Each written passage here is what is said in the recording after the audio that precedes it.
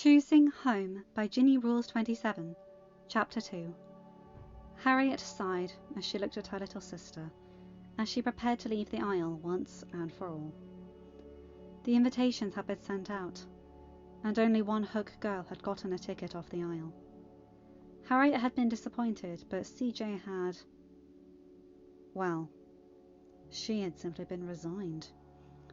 "I'm not surprised," CJ said, as she looked at Harriet's invitation.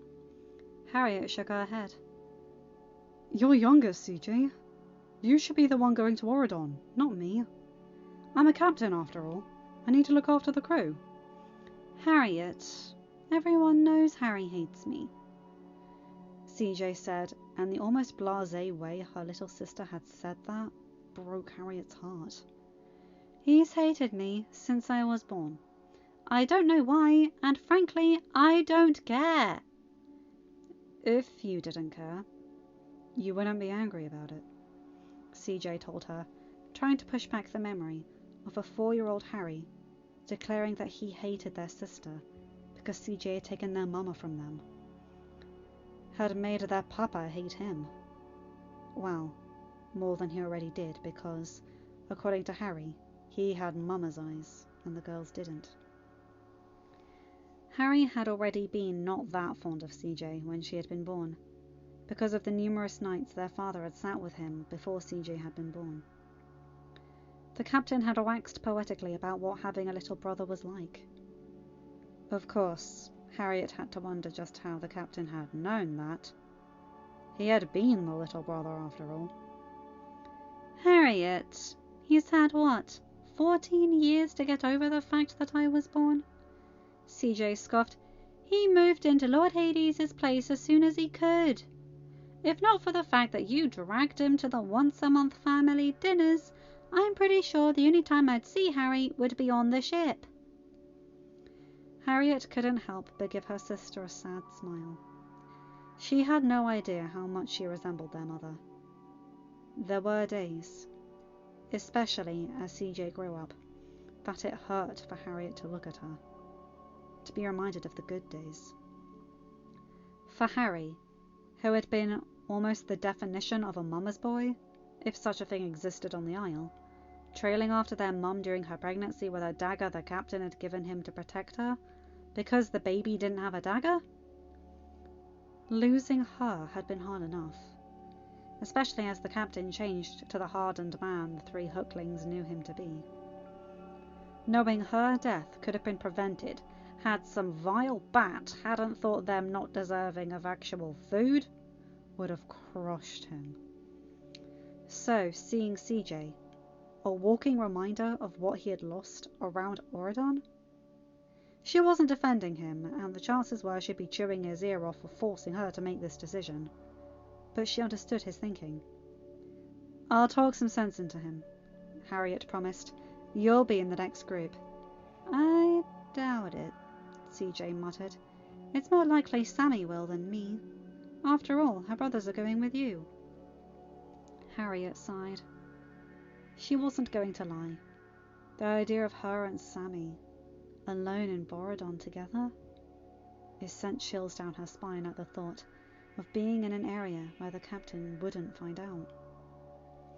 They had been together, the 2 of them, at Ursula's the day Mal took down the dragon, the rest of the crew preferring Lord Hades' restaurant at the time. Harriet still didn't know what had gotten into her, but at that moment she had grabbed Sammy by the shoulders and kissed her. To that day they hadn't talked about the kiss, but Harriet couldn't deny the butterflies that fluttered in her stomach every time she glanced at her best friend. The goosebumps that would rise on her arms every time Sammy murmured in her ear about Harry's denial of his feelings for Uma. She wanted nothing more than to be with her, but it wasn't safe. Not after Dustin had been jumped the year before. He never said why 4 angels had jumped him and Jace Baden, though the fact that it was 4 angels said enough. But Harriet didn't want to put an even larger target on Sammy's back. She couldn't do that to her. Not as her captain. Not as her friend. Even if that was all she'd ever be. Harriet? CJ asked, her voice faint. And Harriet shook her head slightly to pull herself out of her thoughts. Listen to me, CJ, she said, pulling CJ into a hug. You give Sammy the same respect you give me. Understand? Oh, come on, Harriet. I like Sammy more than that, CJ told her, rolling her eyes. But I'll behave slightly better for Sammy. You're minding her brothers. It's the least I can do. I'll watch her back, Cap'n. Don't worry, Sammy told Harriet, giving the dark-haired girl a small smile, as she stood near the door to try to give the two Hook sisters some privacy. I know, Sammy, Harriet said, looking over and returning the smile, shoving down the butterflies that threatened to break free. I'll look after Squeaky and Squirmy when we're across the bridge. Just warning you now, they might be a bit clingy. But you look after my siblings, and I'll look after yours. And I'll shut up now. You're fine, Sammy, Harriet said as she knelt down in front of CJ. Listen to Henry and listen to Sammy, alright? Don't do anything stupid, CJ. And know if you need it, Harry and I can come running as quickly as it takes us to get transport back here. I know, CJ said softly. I promise you, CJ.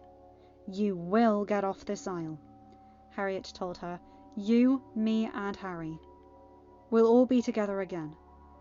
I will come back for you. Like Harry would let you, CJ muttered. He's probably celebrating that his favourite sister got picked. Gods, he probably picked you from the pile. CJ, I know, CJ rolled her eyes.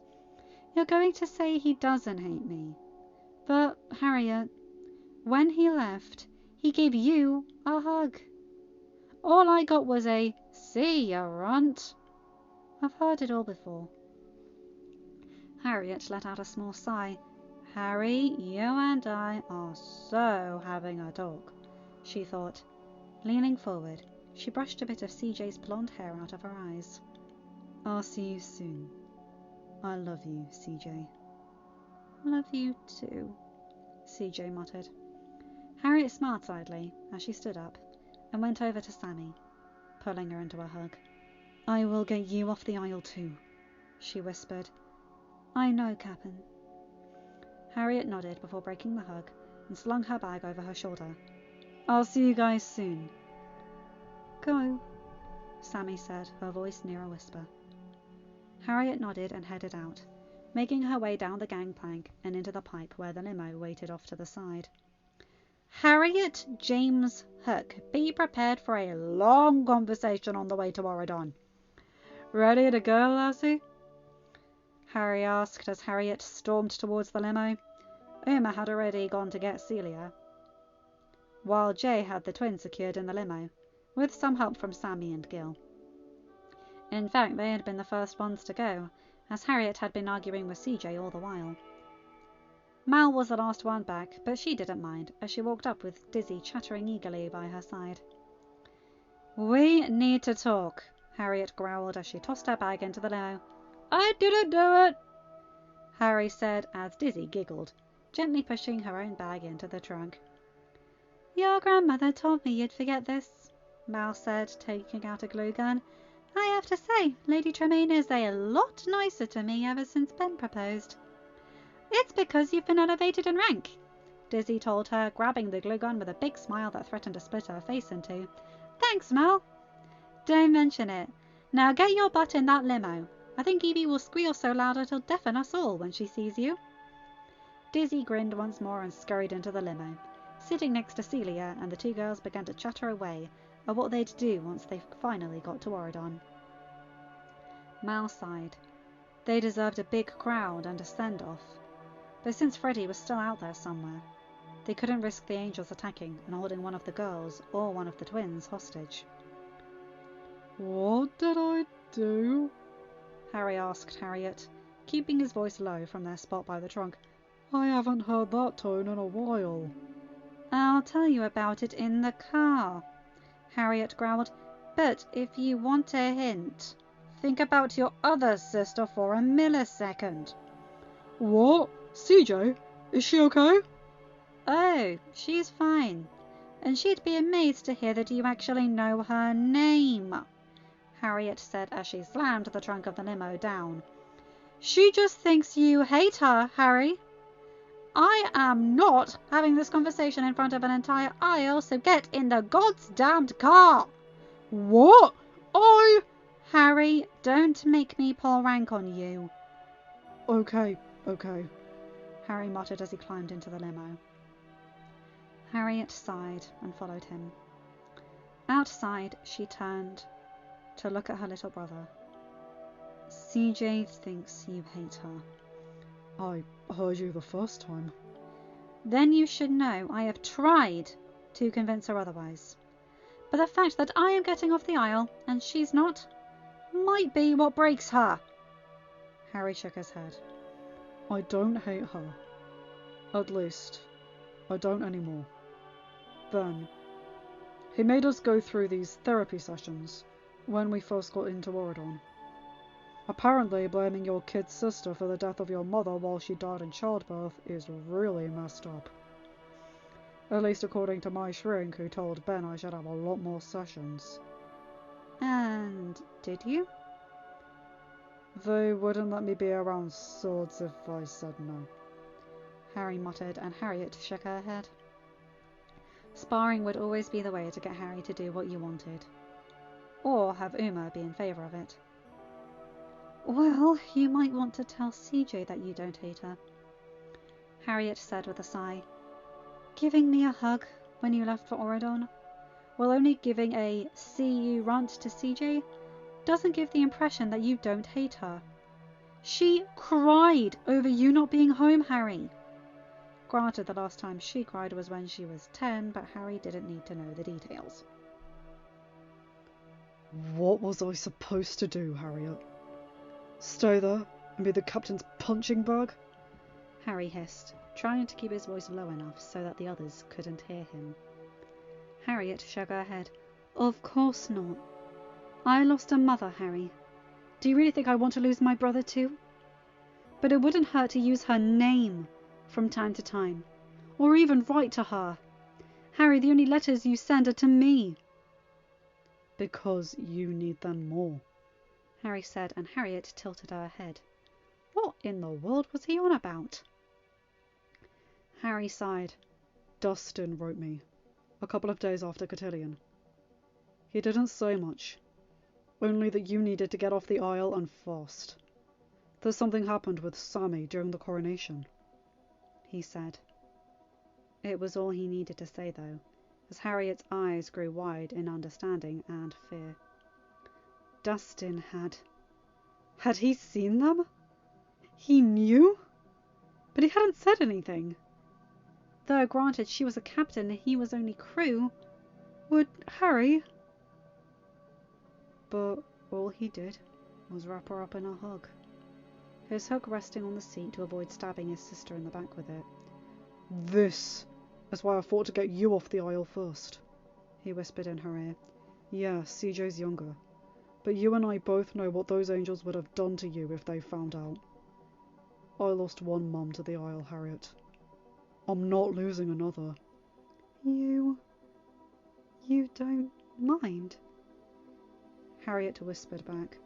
What? That you love who you love? Who do I look like? Freddy? How do you know anyway if Dustin didn't say anything in his letter? I haven't even told Sammy yet. I'm pretty sure watching the Smealings for her is a pretty clear sign, Harry.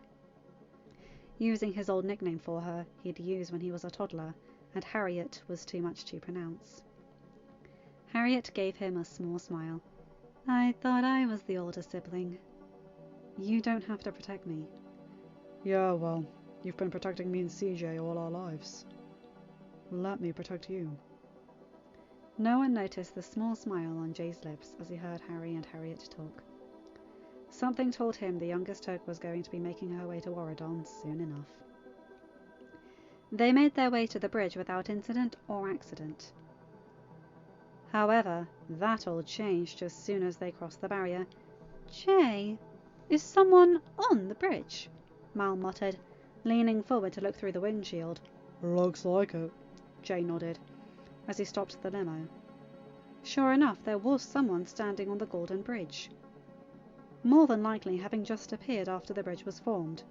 Stay here, Mal. I'll... Not on your life, Jay. You can't swim, Mal. Neither can you. Stay here with the new VKs, Mal stated. Harry, Uma, you're with me. Oh... Harriet, got a sword? Harriet chuckled. When don't I have a sword, Mal? Then you're with Jay and Gil, Mal stated. 4 kids are a lot for 2 people to protect. Harriet nodded. After all, she had promised Sammy she'd look after her brothers, and that's what she was going to do. Mal, Harry and Uma climbed out of the limo and stared at the figure in shock as it approached them. It couldn't be... Audrey? Mal gasped, sounding more than a little taken aback. What are you... Miss me, Mal? Audrey smirked as she did a small twirl, her cape swirling around her as she moved. Why does she have the dragon's scepter? Harry asked, looking over at Mal. Yeah, and that crown doesn't look like it's part of her regular accessories. Uma nodded, crossing her arms over her chest. Oh, see, I wanted them, so I took them. Audrey smirked. Being pirates, you must be familiar with that concept. Audrey, where were you? Did you escape from where? Mal asked, and then trailed off. Wait, you took the scepter? Slow on the uptake, aren't you, Mal? And I thought dragons were supposed to be smart. Then again, it did take your mother 16 years to figure out my mother was living as a peasant woman and not as a baby. Maleficent's goons aren't exactly the best in terms of measuring intelligence, Mal growled. And for the final time, Audrey, she is not my mother.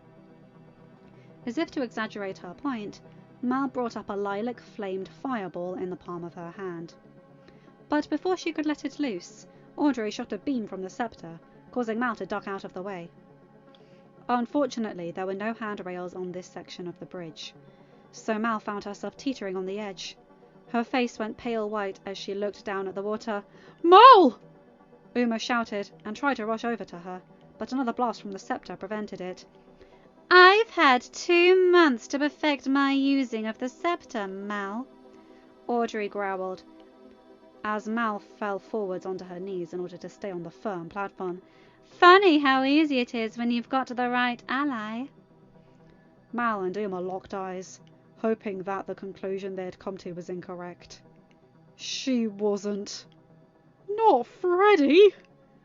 Audrey, I'm really sorry about this, Mal thought as a cloud of purple smoke surrounded her, just like it did at Cotillion. When it cleared, a dragon stood where Mal had been. Quickly flapping her wings to get stability before climbing into the air, she turned to face Audrey. Without missing a beat, Audrey fired a blast of energy from the scepter, causing Mal to dive out of the way to avoid getting hit. Audrey smacked as she fired another blast. Get back to the limo, Uma muttered to Harry, both of them unnoticed by the 2 combatants. Not on your life, Captain. Harry muttered. Harry, which of us is descended from the gods and is therefore much harder to take down? Uma, which of us is more important in terms of our hierarchy? Uma, Harry, you 2 might want to duck! Gil's voice cut off whatever it was Uma was going to say, and the 2 of them dove to the ground just as a glue gun fired through the air and hit Audrey in the head. Leave Mal alone! Dizzy's voice called out, sounding more angry than Uma had ever heard the younger girl.